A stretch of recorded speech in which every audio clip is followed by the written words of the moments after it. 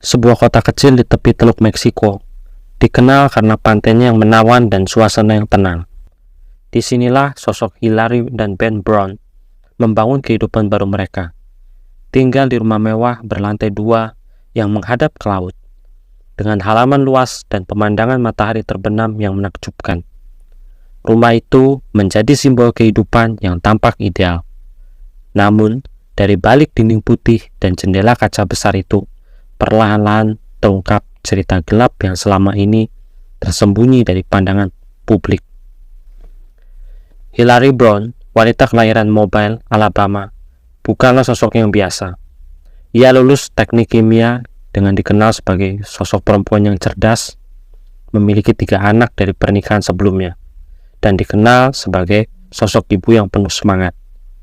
Ketika pertama kali bertemu dengan Dr. Ben pada tahun 2021 untuk konsultasi medis, ia tidak pernah menyangka pertemuan itu akan mengubah jalan hidupnya. Ketertarikan tumbuh berlanjut dengan pertunangan. Lalu pernikahan yang mewah di musim panas 2022. Banyak orang yang mengira Hillary akan menemukan pasangan yang bisa membahagiakannya. Namun, seiring waktu, keluarga dan teman-teman mulai melihat ada sesuatu yang gak beres. Hillary menjadi semakin sering menjalani prosedur kosmetik. Semua dilakukan oleh suaminya sendiri. Dari luar, ia tampak semakin cantik, bergaya, dan glamour. Namun, orang-orang terdekat melihat bahwa di balik senyumnya itu, Hillary mulai kehilangan dirinya sendiri. Penampilannya berubah drastis. Kulitnya lebih gelap, bibirnya lebih tebal, dan lekuk tubuh yang diubah sedemikian rupa. Teman-teman dekat menduga Hillary merasa tertekan untuk memenuhi ekspektasi Ben tentang kecantikan ideal. Bahkan, ada yang menyebutkan kalau Ben terobsesi membentuk Hillary menjadi seperti Megan Fox dan Angelina Jolie. Lalu, pada 21 November 2023, pagi itu tampak seperti hari biasa di klinik milik Ben di kota Florida.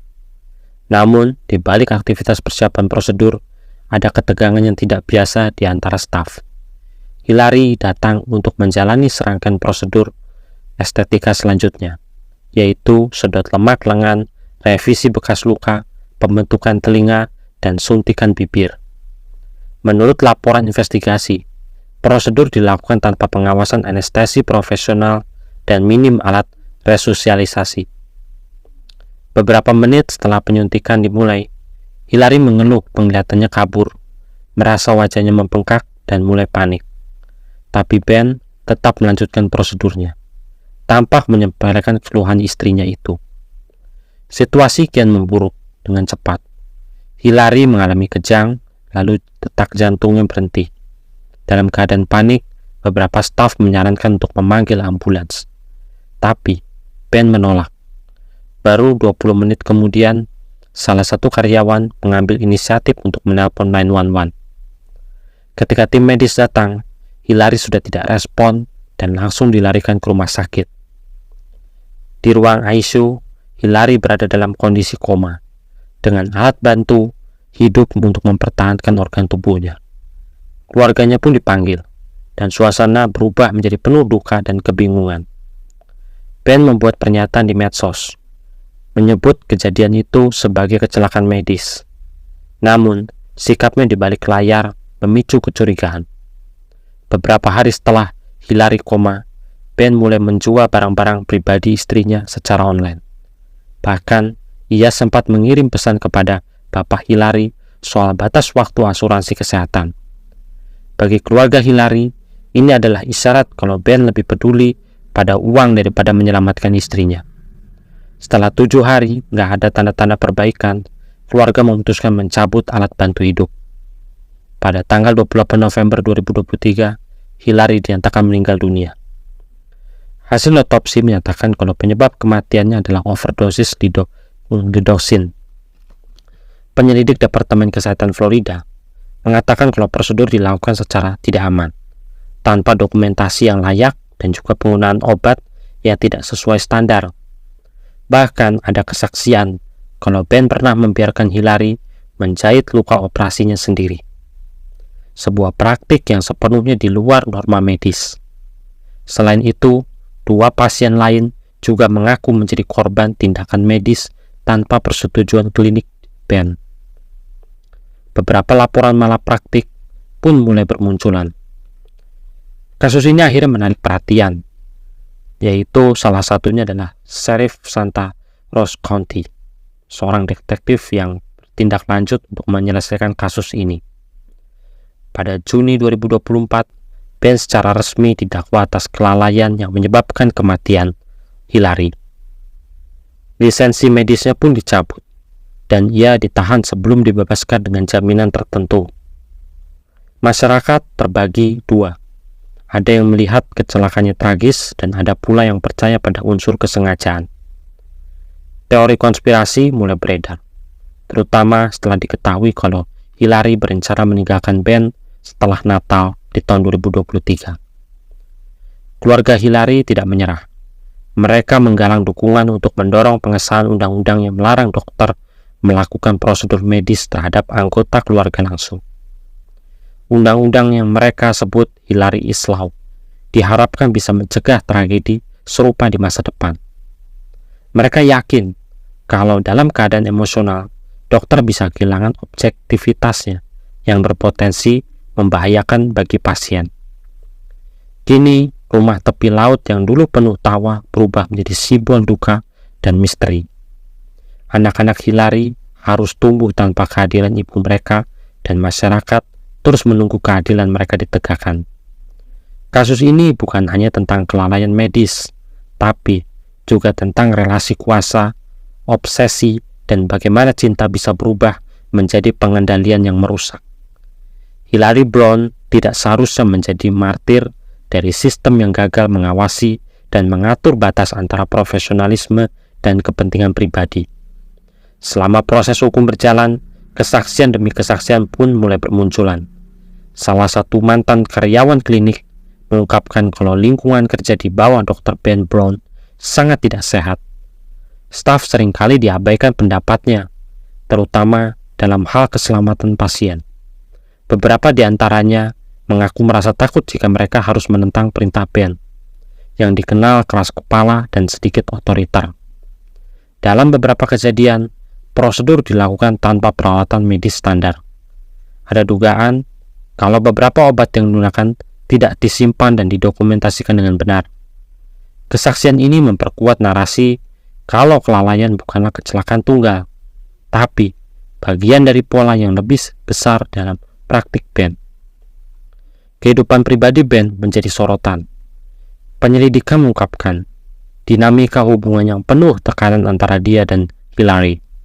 Pesan teks yang ditemukan di HP Hillary menampilkan kalau ia merasa terjebak dalam pernikahan tersebut. Ia menulis kepada temannya kalau ia merasa diri seperti proyek yang sedang diubah dan dikendalikan. Ada pula indikasi kalau Ben memantau aktivitas Hillary secara intens, termasuk membatasi interaksinya dengan teman-teman lama. Ini menjadi gambaran kalau pernikahan mereka bukan hanya rusak, tapi mungkin juga bersifat manipulatif dan toksik. Media sosial pun mulai meliputi kasus ini secara besar-besaran. Tayangan dokumenter dan podcast investigasi mulai membedah setiap sudut cerita. Masyarakat pun mulai melihat kalau ini bukan hanya cerita tentang malapraktik, tapi juga tentang bagaimana seorang profesional bisa menyalahgunakan kepercayaan dan posisi kekuasaan di dalam relasi personal. Banyak organisasi perempuan mulai menyuarakan pentingnya perlindungan hukum bagi istri atau pasangan yang menjadi pasien di bawah kendali pasangan medisnya sendiri. Sementara itu, anak-anak Hillary mengalami trauma yang mendalam. Dalam wawancara dengan salah satu majalah, ayah Hillary mengatakan kalau cucunya sering bertanya kapan ibunya pulang. Mereka belum sepenuhnya memahami kalau sang ibu tidak akan kembali. Salah satu anak Hillary bahkan menggambarkan dirinya di samping ranjang rumah sakit, mencoba menjaga ibunya agar tetap hidup. Kehilangan ini tidak hanya bersifat emosional, tapi juga menghancurkan struktur kehidupan keluarga mereka. Bagi orang tua Hillary, rasa bersalah dan penyesalan terus menghantui mereka. Kisah ini menjadi pelajaran pahit tentang batas antara profesionalisme dan emosi. Dalam dunia medis, persetujuan, standar operasional atau SOP, dan etika bukanlah formalitas semata. Mereka itu adalah bagian dari keselamatan. Ketika seorang dokter melanggar batasnya itu, apalagi terhadap orang paling dekat dengannya, dampaknya bisa menjadi fatal. Kasus Hillary Brown ini sudah membuka mata banyak orang tentang betapa bahayanya jika sistem pengawasan longgar terhadap praktik medis pribadi. Lebih dari itu, ini adalah pengingat kalau cinta bila dibungkus dengan pengendalian dan obsesi bisa berubah menjadi sebuah kehancuran. Kini setiap kali matahari terbenam di tepi pantai Pensacola, keluarga Hillary mengenang tawa dan cahaya yang dulu mewarnai rumah mereka. Tapi mereka juga mengingat tragedi itu dengan harapan baru. Kalau suara Hillary tidak akan hilang begitu aja. Melalui perjuangan hukum, kampanye kesadaran, undang-undang yang sudah disahkan, nama Hillary diharapkan menjadi simbol perlindungan dan keadilan bagi perempuan lain yang mungkin berada dalam situasi serupa. Secara psikologis, kalau dilihat, ini memang banyak terapis mengungkapkan kalau kasus seperti Hillary ini seringkali terjadi dalam konteks hubungan yang mengandung kekuasaan yang gak seimbang. Ben dengan statusnya sebagai dokter dan suami berada dalam posisi memberikan kendali penuh, baik secara medis maupun emosional. Ini menciptakan kondisi di mana Hillary, meskipun cerdas dan mandiri, bisa merasa kesulitan untuk menolak atau mempertanyakan keputusan kepada suaminya. Fenomena ini juga dikenal dengan sebutan coercive control, bentuk manipulasi emosi yang sering tidak terlihat namun sangat berbahaya dalam hubungan domestik. Adapun dampak ekonomi dari kasus ini juga cukup signifikan. Klinik mereka yang dulu dipuji karena hasil estetikanya kini tutup permanen, dan reputasi Ben hancur sepenuhnya. Investor dan sponsor menarik dukungan, sementara kantor pengacara yang menangani kasus ini terus menerima laporan baru dari pasien-pasien sebelumnya. Sebagian dari mereka tidak hanya menuntut ganti rugi, tapi juga mendesak adanya pembentukan komite pengawas independen untuk praktik estetika di seluruh negara bagian. Ini menjadi pengingat kalau pelanggaran etika tidak hanya menelan korban jiwa, tapi juga meruntuhkan ekosistem profesional di sekitarnya. Pengacara keluarga Hillary kini bekerja sama dengan sejumlah anggota parlemen untuk menyusun draft undang-undang Hillary Law. Dalam draft itu, setiap dokter yang ingin melakukan prosedur pada pasangan atau keluarga langsung harus melalui persetujuan tambahan dari pihak ketiga independen.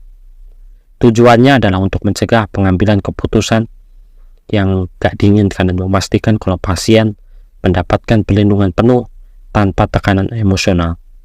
Jika undang-undang ini berhasil disahkan, Hillary akan dikenal sebagai tokoh penting dalam perubahan etika dokter modern di Amerika. Di sisi lain, Ben masih mempertahankan statusnya gak bersalah, meskipun kini dia di dalam penjara dan harus menjalani sidang lagi di 2025 nanti. Ia menolak semua tuduhan dan menyatakan kalau kejadian tersebut adalah kecelakaan yang tidak bisa dihindari. Namun, bukti-bukti dari kesaksian yang terus bermunculan membuat masyarakat semakin sulit menerima narasi pembelaan. Sidang yang dijadwalkan akhir tahun itu diperkirakan menjadi sorotan nasional karena menyangkut isu besar kelalaian medis, dinamika kekuasaan dalam relasi pribadi, dan peran negara dalam melindungi warga dari praktik berisiko tinggi. Apapun hasilnya, satu hal pasti, nama Hillary Brown telah menjadi simbol perjuangan baru untuk keadilan dan perlindungan hak asasi perempuan, terutama di Amerika Serikat.